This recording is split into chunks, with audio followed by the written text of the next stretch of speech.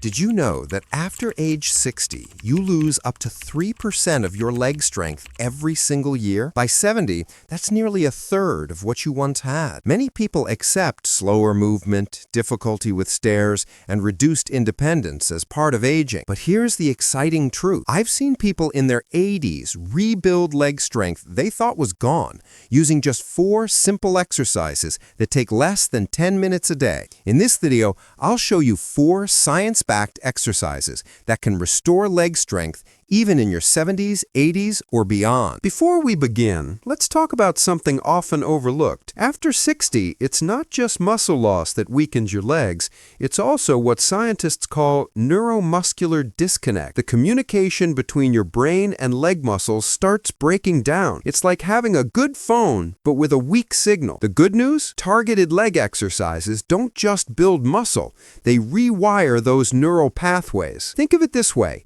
Your muscles are a team of workers, but the supervisor stopped giving clear instructions. These 4 exercises strengthen the workers and retrain the supervisor. Not all exercises are equally effective, so I'll guide you through the 4 essential ones that target the key muscles for strength, with easier and more challenging variations so everyone can do them safely. Before we start, drop your name and where you're watching from in the comments. We'd love to hear from you. Exercise number 1. The modified step-up. The first exercise might surprise you because it's deceptively simple, but it's actually the most functional movement for maintaining independence. It's called the modified step-up, and it directly mimics what you do dozens of times every day, getting in and out of cars, climbing stairs, stepping over obstacles. Here's what makes this exercise so powerful. Research shows that step-ups activate your quadriceps, glutes, and hip stabilizers simultaneously, the exact muscle combination you need for daily activities.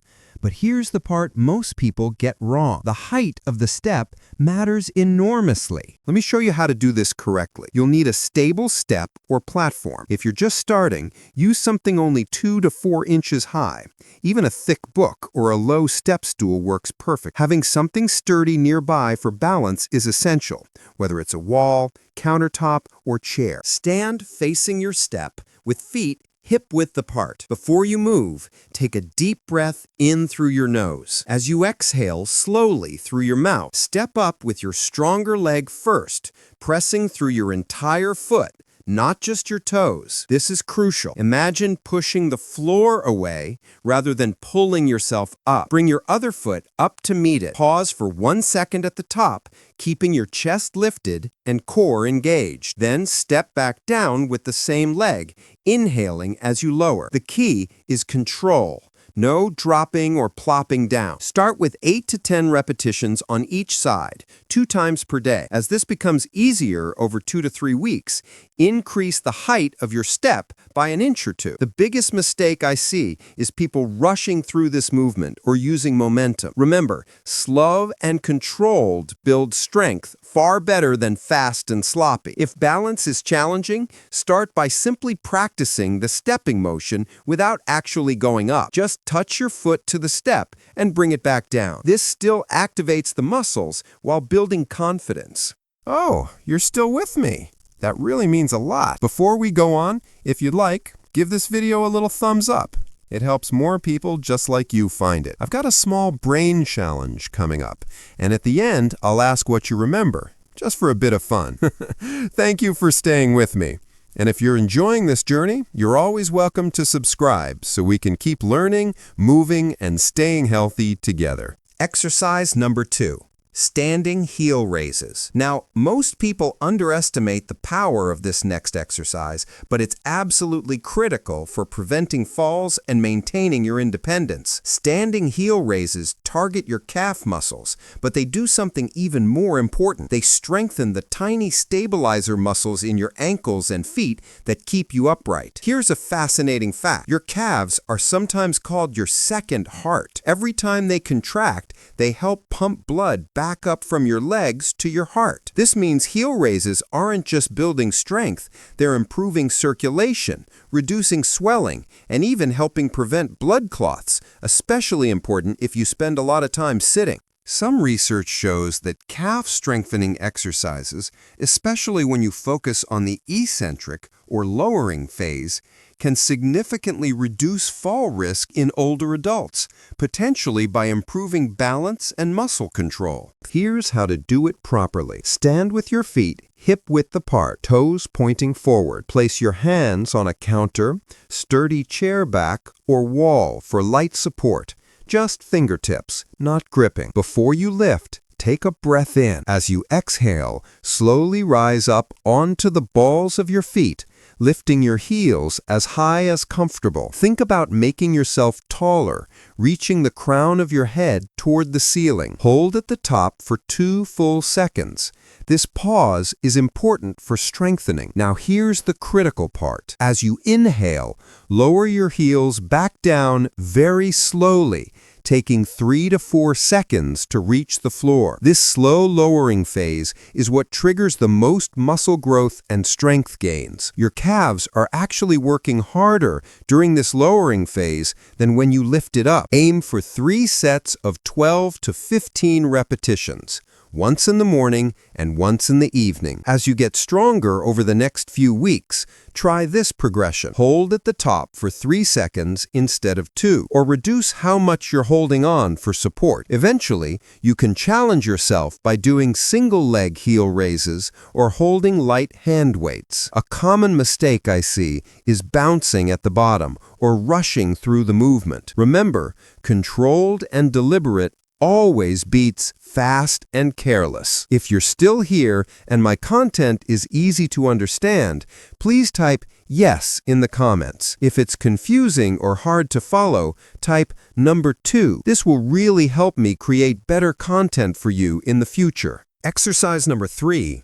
Ankle circles and toe taps. This third exercise is one that almost no one talks about, but it's absolutely essential for restoring full leg function. Ankle circles and toe taps work together to strengthen your calves, shins, and the intricate network of muscles and tendons around your ankles. These are the areas that stiffen up first as we age, leading to that shuffling walk pattern that increases fall risk. Research from the Journal of Foot and Ankle Research shows that maintaining ankle mobility and strength is one of the strongest predictors of walking speed and balance in older adults. Think about it. Your ankles are the foundation for everything your legs do.